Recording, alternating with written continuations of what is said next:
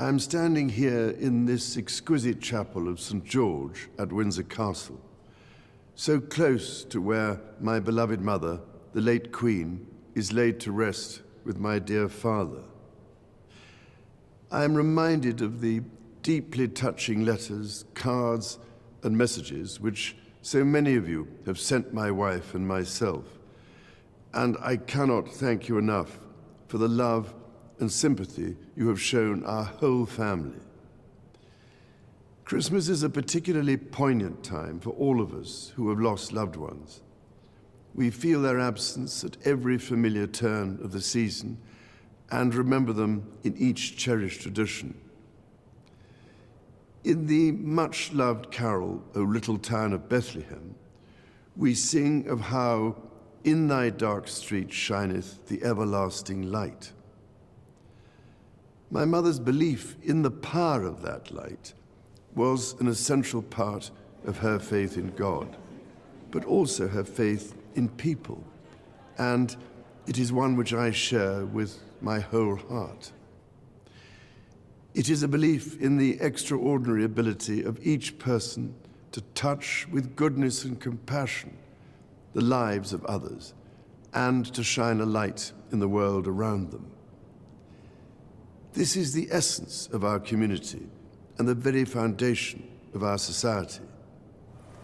We see it in the selfless dedication of our armed forces and emergency services, who work tirelessly to keep us all safe, and who perform so magnificently as we mourn the passing of our late Queen.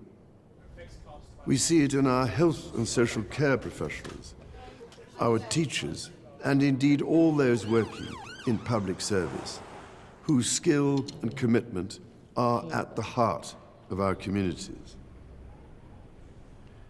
And at this time of great anxiety and hardship, be it for those around the world facing conflict, famine, or natural disaster, or for those at home finding ways to pay their bills and keep their families fed and warm, we see it in the humanity of people throughout our nations and the Commonwealth who so readily respond to the plight of others. I particularly want to pay tribute to all those wonderfully kind people who so generously give food or donations, or that most precious commodity of all, their time, to support those around them in greatest need, together with the many charitable organizations which do such extraordinary work in the most difficult circumstances. Our churches, synagogues, mosques, temples, and gurdwaras have once again united in feeding the hungry, providing love and support throughout the year. Such heartfelt solidarity is the most inspiring expression of loving our neighbour as ourselves.